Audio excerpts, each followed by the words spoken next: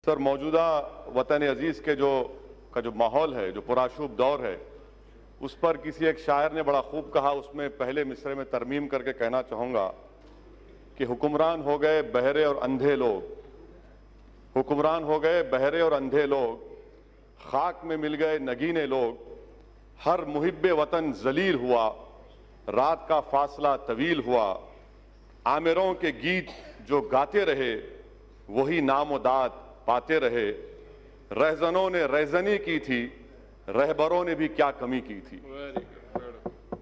जनाब चेयरमैन साहब, सदर जमहूरिया के खुतबे में खारिजा पॉलिसी के बारे में कहा गया कि नेबरहुड फर्स्ट।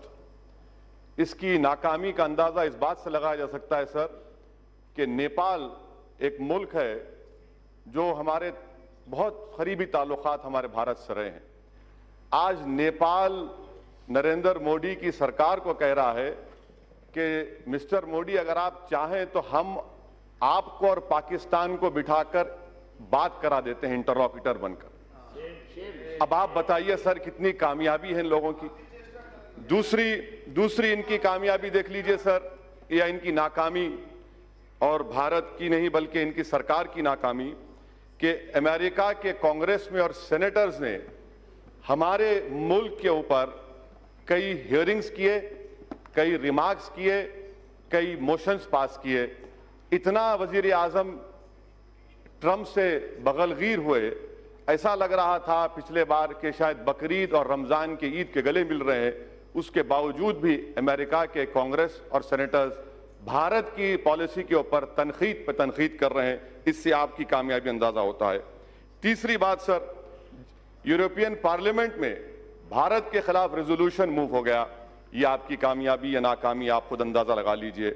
सर, कश्मीर की पॉलिसी, बड़ा अफसोस होता है सर, और मैं समझता हूं कि इस ऐवान की तौहीन भी हुकूमत कर रही है कि गोरी चमड़ी के डिप्लोमेट्स को लेकर कश्मीर को लेकर जाते हैं, मगर भारत के अवाम ने जिसको मुंतखब किया उनको नहीं ले जाते। आखिर क्यों डरते हैं आप इन डिप्लोमेट से, इन फॉरेन कंट्रीज से? क्यों उनकी खुशामद कर रहे हैं? क्यों उनके पैरों पर गिरकर आप बता रहे हैं चलिए कश्मीर, और हम जाना चाहते तो नहीं जा सकते? ये आपकी और खारिजा पॉलिसी की नाकामी। सर, और एक मिसाल दे रहा हूं सर, एफएटीएफ में जापान जो हमारा मुल्क दोस्त रहा, उसने पाकिस्तान के हक में वोट दे दिया, अमेरिका दे दिया।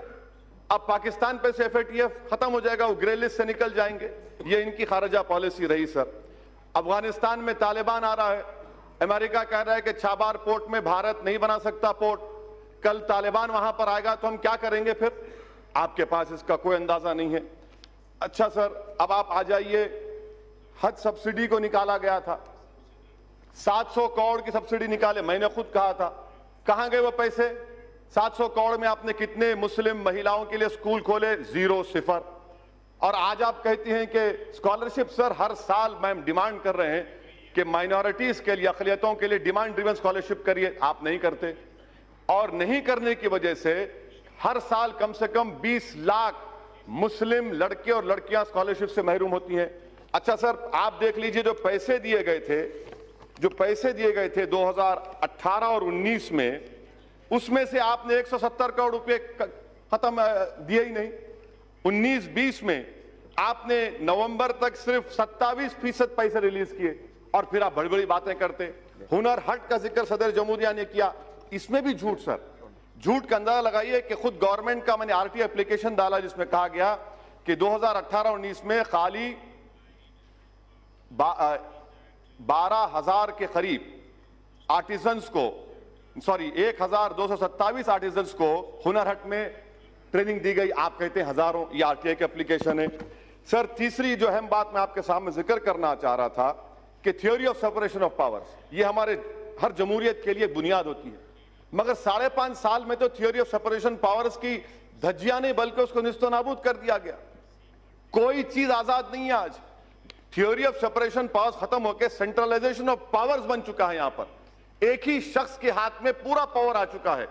जो सेपरेशन ऑफ पावर्स में अदलिया थी, लेजिस्लेचर, एग्जीक्यूटिव, अब लगता है कि एक ही फर्द में ये तमाम चीजें समा जा चुकी हैं, जो हमारी जमहूरियत के लिए बहुत बड़ा खतरा साबित हो रहा है सर। चौथी बात सर, जिसका जिक्र मैं आपके सामने करना चाह रहा हूं कि सरकार बार बार कहती है कि और सिटीजन अमेंडमेंट एक्ट, सर इस पार्लियामेंट की तारीख में यह पहला कानून बनाया गया जिसमें मजहब का नाम लेकर हिंदू, मुसलमान, बौद्ध, ईसाई, पारसी, कभी 70 साल में इस तरह का कोई कानून नहीं बना इस पार्लियामेंट में। वो भी बदनुमा दाग का एजाज आपको हासिल है कि आपने मजहब के नाम पर कानून बनाया। सर एनपीआर एनआरसी के बारे में आज एक सवाल के जवाब में हुकूमत ने कहा कि till now there is no decision NRC has been taken. Sir ये टिल नाउ का मतलब क्या है? सर ये टिल नाउ का मतलब क्या है? आज और कल होगा ना, कल होगा, परसों होगा नहीं, उसमें लिखा है अभी तक। अभी तक, कभी तक कभी नहीं लिखा हुआ है ना सर, अभी तक, टिल नाउ। सर अब आप देखिए सर, मैं आपके जरिए से गवर्नमेंट को कह रहा हूं, जी यस सर, मैं थम्स अप हूं, आप शेक्सपियर पढ़े हैं मुझे मालूम, और मैं आपको कह रहा हूं कि अभी सर मैं अभी हलवा और पूहा खा के आऊं इसलिए अच्छा बोल रहा हूं। हाँ तो सर ये एनपीआर और एनआरसी का मैं जिम्मेदारी के साथ अर्ज कर रहा हूं। प्रधानमंत्री जब जवाब देंगे, बल्कि मैं प्रधानमंत्री को जरा हिम्मत करके कह रहा हूं, आपको चैलेंज कर रहा हूं प्रधानमंत्री को, आप ये बता दीजिए कि एनपीआर एनआरसी क्या एक सिक्के के दो रुख नहीं है? क्या एनपीआर और एनआरसी सिटीजनशिप अमेंडमेंट एक्ट के रूल्स में नहीं है 14A के तहत? अगर एनपीआर होगा तो एनआरसी होगा, इसीलिए आपने 3,900 करोड़ रुपए एनपीआर को दिए। और एनपीआर, सर सुन लीजिए, एनपीआर के सर इन तमाम से पूछिए कि 2003 के रूल्स में कितने मर्तबा नेशनल पॉपुलेशन रजिस्टर लिखा गया है, कितने मर्तबा national register of Indian citizen लिखा गया है, इनको पता ही नहीं है।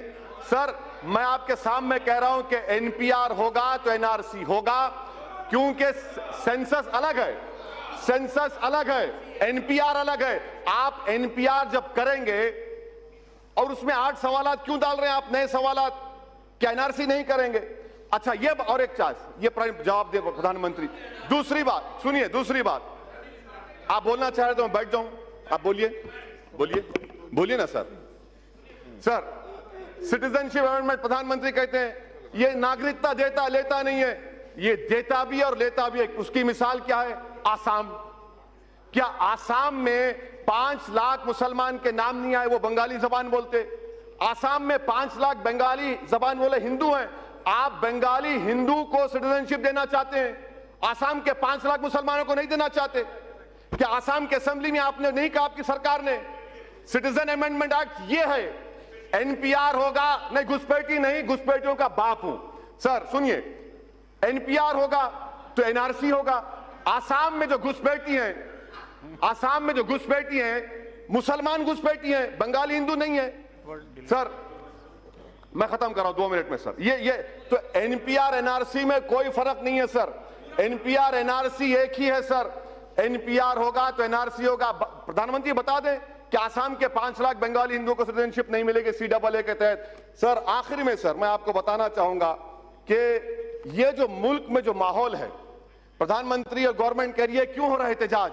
प्रधानमंत्री ने खुद कहा था कि मैं मुस्लिम महिलाओं का भाई हूं, आज मुस्लिम महिला उनके खिलाफ खड़ी है तो भाई को नाराजगी क्यों हो रही है, एहतजाज क्यों हो रहा है? सर ये जो लड़ाई है ना सर, ये हमारे वजूद और बका की लड़ाई है। अगर हम इसमें नाकाम हो जाते हैं तो हम खत्म हो जाएंगे।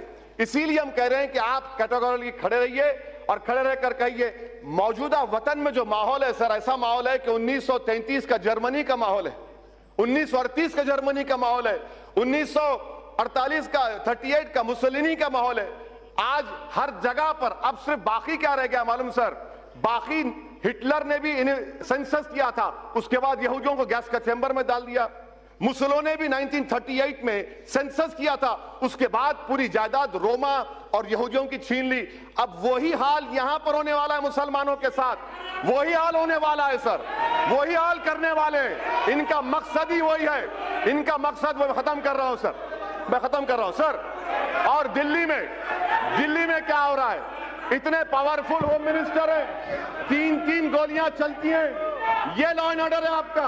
कैपिटल ऑफ द कंट्री में सर, कैपिटल सर खत्म करो, 1 minute last, capital of the country में 3-3 गोलियां चलती हैं, गोली मारो देश के गद्दारों को, मारो मुझे, कहां मारते, मारो, बचाओ, मारो मुझे, हिम्मत है तुमको, मारो मुझे, मैं मरने तैयार हूं। सर ये बुज़दिल हैं, ये संविधान को खत्म करना चाहते हैं, भारत को हिटलर और मुसोलिनी का मुल्क बनाना चाहते हैं, इसलिए मैं इसकी मुखालिफत करता हूं सर। Thank you sir.